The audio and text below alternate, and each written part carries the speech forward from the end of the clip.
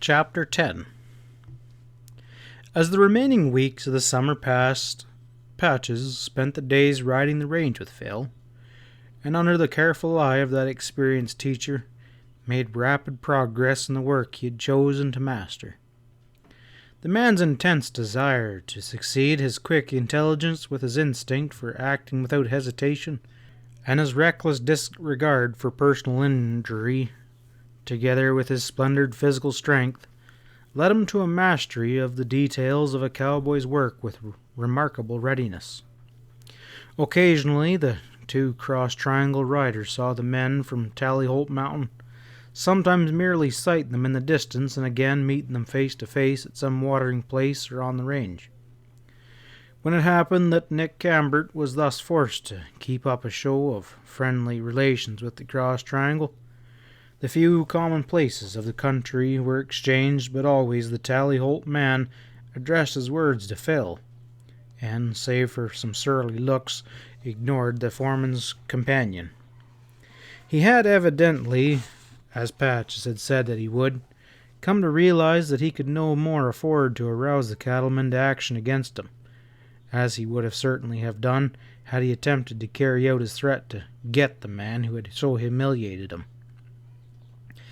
But Patch's strained interest in Yawkby Joe in no way lessened. Always he had a friendly word for the poor unfortunate, and sought persistently to win the weakling's friendship. And Phil saw this, wondering, but held his peace. Frequently Kitty Reed, sometimes alone, often with the other members of the Reed household, came across the big meadow to spend an evening at the neighboring ranch. Sometimes Phil and Patches stopped at the Pothook S. home ranch at the close of a day for a drink at the windmill pump, would linger a while to chat with Kitty, who would come from the house to greet them. And now and then Kitty, out for a ride on midnight, would chance to meet the two cross-triangle men on the range, and so would accompany them for an hour or more.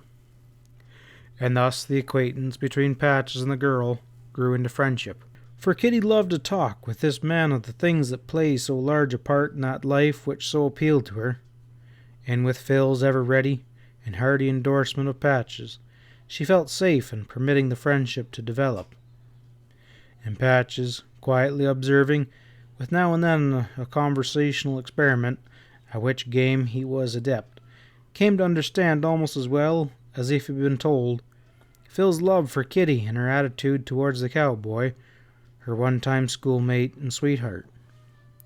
Many times when the three were together, and the talk, guided by Kitty, led far from Phil's world, the cowboy would sit a silent listener, until Patches skillfully turned the current back to the land of Granite Mountain and the life in which Phil was so vital a part of. In the home life, at the Cross Triangle too, Patches gradually came to hold his particular place. His cheerful helpfulness and gentle, never-failing courtesy, no less than the secret pain and sadness that sometimes, at some chance remark, drove the light from his eyes and brought that wistful look into his eyes that won Miss Baldwin's heart. Many an evening, under the walnut trees, with Stella and Phil and Curly and Bob and little Billy near, the dean was led by the rare skill and ready wit of Patches to open the book of his kindly philosophy as he talked of the years that had passed.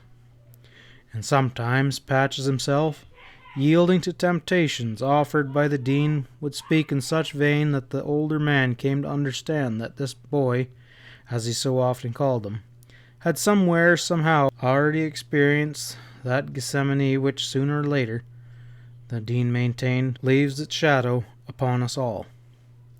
The cowboys, for his quick wit and genuine appreciation of their skill and knowledge, as well as his unassuming courage and hearty good nature and ready laugh, took them into their fellowship without question and reserve, while little Billy, loyal ever to his ideal, the wild horse Phil, found a large place in his boyish heart for the tenderfoot, who was so ready always to recognize superior wisdom and authority. So the stranger found his place among them, and in finding it, found also, perhaps, that which he most sorely needed. When rodeo time came, Patches was given a string of horses, and thus the hard, grilling work that followed took his place among the riders. There was no leisurely roaming around the range now, with only an occasional short dash after some animal that needed the iron or some dope can. But systematically and thoroughly, the 30 or 40 cowboys covered the country, mountain and mesa and flat and wash and timbered ridge and rocky pass, for many miles in every direction. In this section of great western cattle country, at the time of my story, the roundups were cooperative. Each of the several ranchers whose cattle, marked by the owner's legally recorded brand, ranged over a common district that was defined only by natural boundaries, was represented in the rodeo by one or two or more of his cowboys, the number of his riders being relative to the number of cattle marked by his iron. This company of riders, each with from 3 to 5 saddle horses in a string, would assemble at one of the ranches participating in the rodeo. From this center they would work until a circle of country within riding distance was covered, the cattle gathered and worked, or in other words, sorted, and the animals belonging to the various owners disposed of as the representatives were instructed to by their employers. Then the rodeo would move to another ranch, and would so continue until the entire district of many miles was covered. The owner or the foreman of each ranch was in charge of the rodeo as long as the riders worked in his territory. When the company moved to the next point, this leader took his place in the ranks, and cheerfully received his orders from some comrade who, the day before, had been willingly obedient to him. There was little place in the rodeo for weak, incompetent, and untrustworthy men. Each owner, from his long experience and knowledge of men, sent as his representative the most skillful and conscientious riders that he could secure.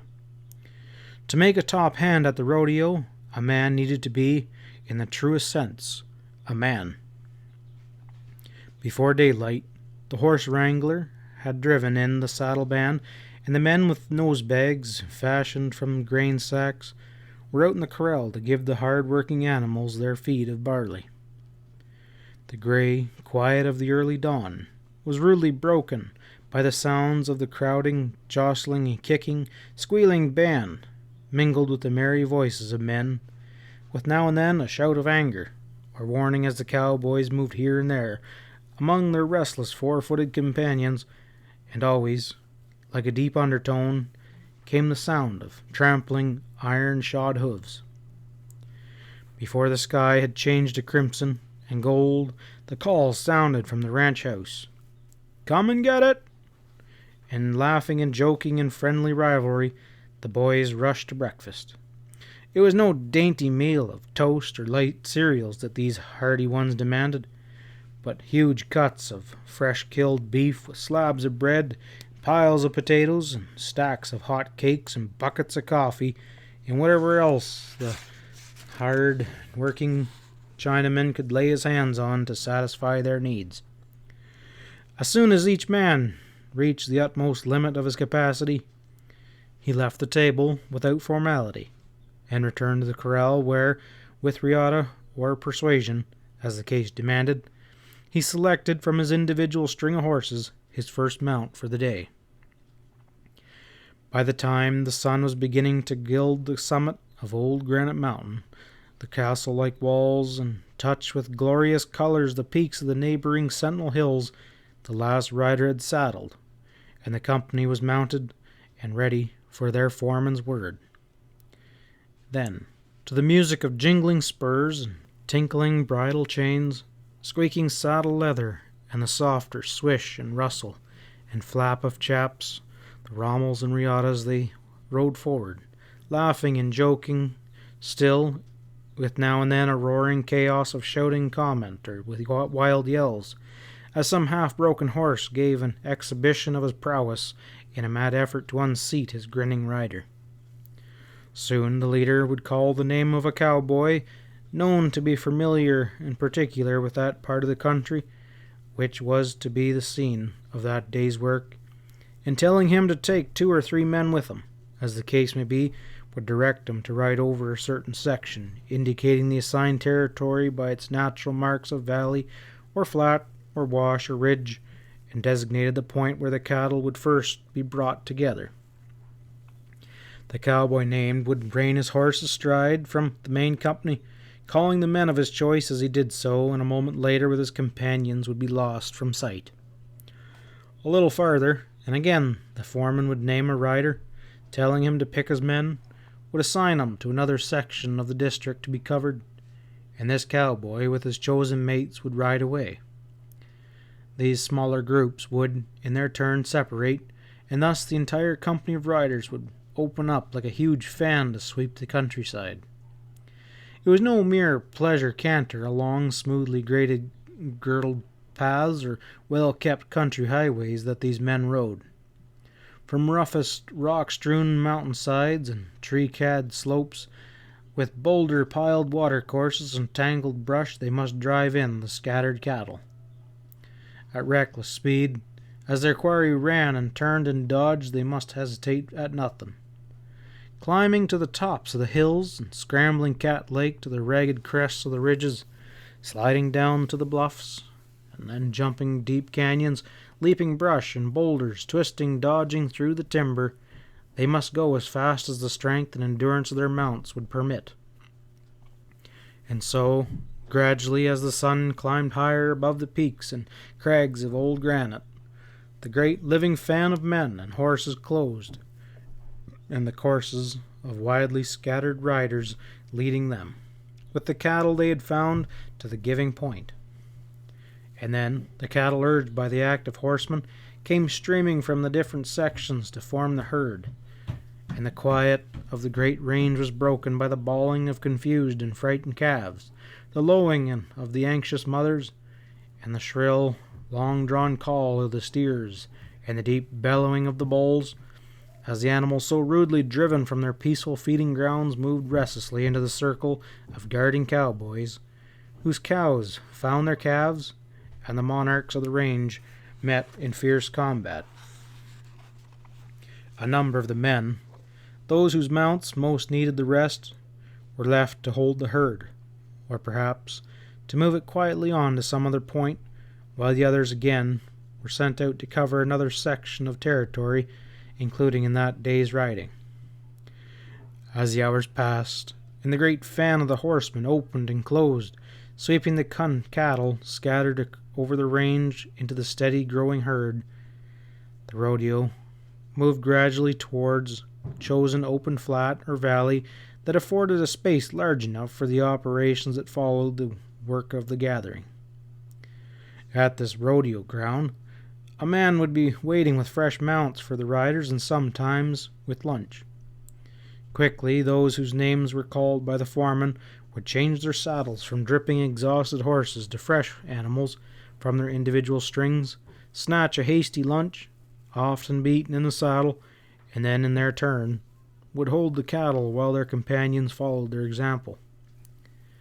Then came the fast, hot work of parting the cattle.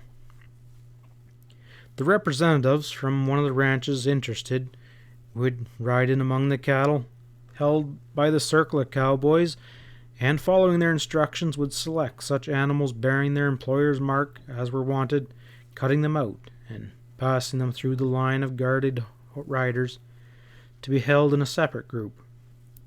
When the representatives of one owner had finished, they were followed by the men who rode for some other outfit, and so on until the task of parting was finished. As the afternoon sun moved steadily towards the skyline of the western hills, the tireless activity of men and horses continued. The cattle, as the mounted men moved among them, drifted about, crowding and jostling in uneasy discontentment, with sometimes an indistinct protest and many attempts to escape by the more restless and venturesome. When an animal was singled out, The parting horses, chosen and prized for their quickness, dashed here and there through the herd with fierce leaps and furious rushes, stopping short in a terrific sprint to whirl and flash-like charge in another direction as the quarry dodged and doubled. And now and then an animal would succeed for a moment in passing the guard line, only to be brought back after a short, sharp chase by the nearest cowboy. From the rodeo ground, where for long years the grass had been trampled out, the dust lifted by the trampling of thousands of hooves and dense choking cloud, and heavy with the pungent odor of warm cattle and the smell of sweaty horses, rising high into the clear air could be seen for miles away, while the mingling voices of the bellowing and bawling herd, with now and then the shrill, piercing yells of the cowboys, could be heard almost as far. When this part of the work was over, and some of the riders set out to drive the cattle selected to the distant home ranch corrals, while others of the company remained to brand the calves and start the animals that were to have their freedom until the next rodeo time came back to the open range. And so at last, often, not until the stars were out, the riders would dismount at the home corral ranch, then and at that time that was the center of their operations, or perhaps at some rodeo camping ground. At supper, the day's work was reviewed with many a laugh and jest of pointed comment, and then those whose horses needed attention because of saddle sores, or it might be because of some injury from a fall on the rocks, or busied themselves at the corral, while others met for a friendly game of cards or talked or yarned over a restful pipe or cigarette. And then, bed and blankets, and all too soon, the reveille, sounded by the beating hoofs of the saddle band as the wrangler drove them in, announced the beginning of another day. Not infrequently there were accidents, from falling horses, from angry bulls, from ill-tempered steers or excited cows, or perhaps from a careless handling of a rope in a critical moment.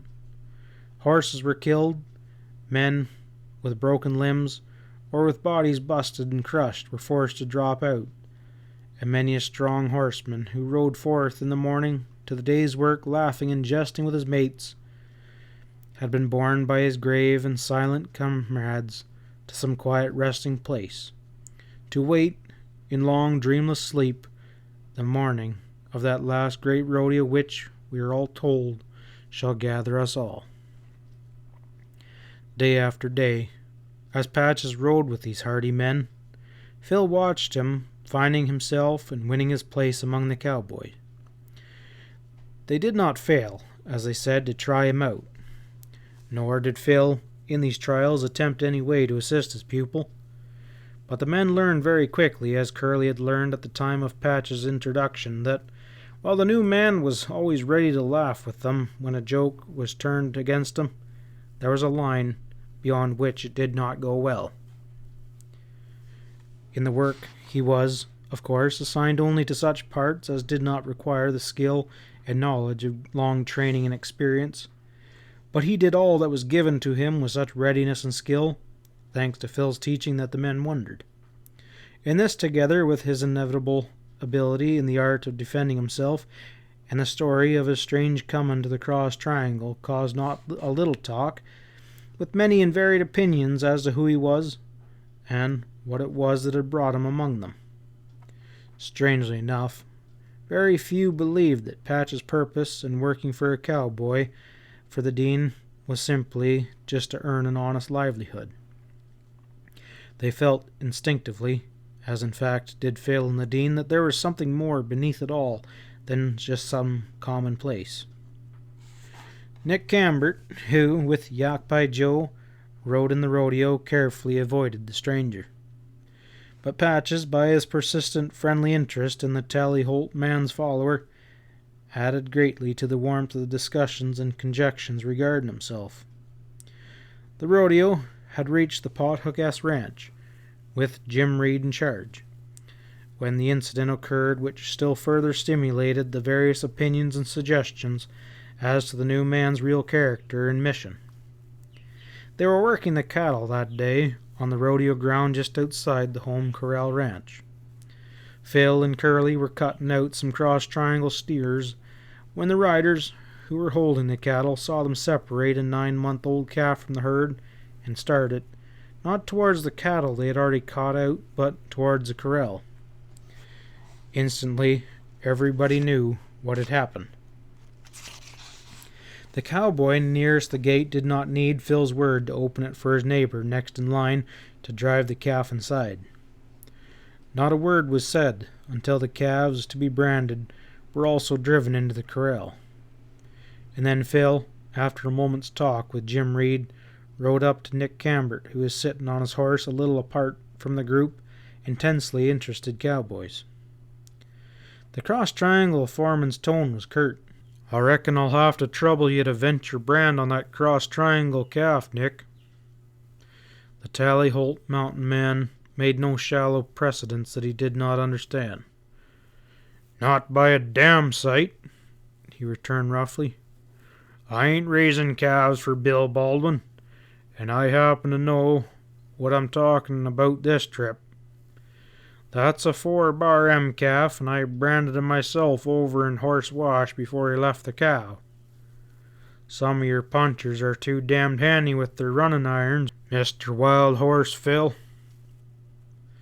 For a moment, Phil looked at the man, while Jim Reed moved his horse nearer, and the cowboys waited breathlessly. Then, without taking his eyes from the Tally Holt man's face, Phil called out sharply, "Patches, come here." There was a sudden movement among the riders and a subdued murmur as Patches rode forward. "Is that the calf you told me about in the corral, Patches?" asked Phil when the man was beside him. "Yes, sir. That's him over there by that brindle cow." Patches indicated the animal in question. "And you put your iron on him?" asked Phil, still watching Nick. "I did," returned Patches coldly. "Tell us about it," directed the Dean's foreman. And Patches obeyed, briefly. "It was that day you sent me to fix up the fence on the southwest corner of the big pasture. I saw a bunch of cattle a little away outside the fence and went to look over there. This calf was following a cross-triangle cow." "Are you sure?" "Yes, I am. I watched them for half an hour." "What was in the bunch?" "There's 4 steers, a pothook S bull, 5 cows, and this calf. There were 3 5-bar cows, 1 diamond and a half and 1 cross-triangle. The calf went to the cross-triangle cow every time, and besides, he is marked just like his mother. I saw her again this afternoon while we were working the cattle." Phil nodded. "I know her." Jim Reed was watching Patches keenly with a quiet look now and then at Nick. The cowboys were murmuring among themselves. "Pretty good work for a tenderfoot." "Tenderfoot, hell. They got Nick this trip." "Got nothing. Can't you see it's a frame-up?" Phil spoke to Nick. "Well, are you satisfied? Will you vent your brand?" The big man's face was distorted with passion. "Vent nothing," he roared. "On the word of a damned squeaking tenderfoot, I—" He stopped as Patches, before Phil could check the movement, pushed close to his side. In the sudden stillness, the new man's cool, deliberate voice sounded clearly. "I am positive that you made a mistake when you put your iron on that calf, Mr. Cambert," and he added slowly, as though with the kindest possible intention, "I'm sure you can safely take my word for it without further question." For a moment, Nick glared at Patches speechlessly, and then, to the amazement of every cowboy in the corral, the big man mumbled a surly something, and took down his riata to rope the calf and disclaim his ownership of the animal. Jim Reed shook his head in puzzled doubt. The cowboys were clearly divided. "He's too good of a hand for a tenderfoot," argued one. "He carried that off like an old-timer. 'Tain't like Nick, though, to lay down so easy for anyone," added another. "Oh, Nick's on to something about Mr. Patches that we ain't next to," insisted a third. "Or else we've all been strung along like a bunch of suckers," offered still another. "You boys just hold your horses and ride easy," said Curly. "My money is still on Honorable Patches." And Bob added his loyal support with his cheerful, "Count me in on that too." "It all looks straight enough," Jim Reed admitted to the Dean that evening. "But I can't get away from the notion that there's some sort of understanding between your man and that damn Tallyholt mountain thief. It looked like it was all too quiet and easy somehow, like it had been planned beforehand." The Dean laughed and told his neighbor that he was right, that there was an understanding between Patches and Nick, and then explained by relating how Patches had met that Tallyholt man up there by that spring. When the Dean had finished, the big cowman asked several very suggestive questions. How'd the Dean know that the Patches story was anything more than a clever arranged tale, invented for the express purpose of allaying any suspicion as to his true relationship with Nick?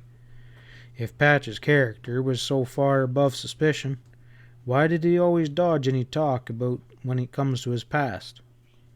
Was it necessary or usual for men to keep so closed-mouthed about themselves? What did the Dean, or anyone else for that matter, really know about this man who had appeared so strangely from nowhere and had given a name even that was so plainly a ridiculous invention? The Dean must remember that the suspicion as to the source of Nick's two rapidly increasing herds had, so far, been directly wholly against Nick himself, and that the owner of the 4-bar iron was not altogether a fool. It was quite time, Reed argued, for Nick to cease his personal activities and trust the actual work of branding to some confederate whose movements would not be so closely questioned. In short, Reed had been expecting some stranger to seek a job with some of the ranches that were in position to contribute to the Tallyholt mountain outfit, and, for his part, he would await developments before coming too enthusiastic about Honorable Patches. All of which the good Dean found very hard to answer. "But look here, Jim," he protested, "don't you go making it unpleasant for the boy. Whatever you think, you don't know any more than the rest of us. If we're guessing on one side, you're guessing on the other. I admit that what you say sounds reasonable, but dang it, I like Patches. As for his name, well, we didn't used to go so much on names in this country, you know. The boy may have some good reason for not talking about himself.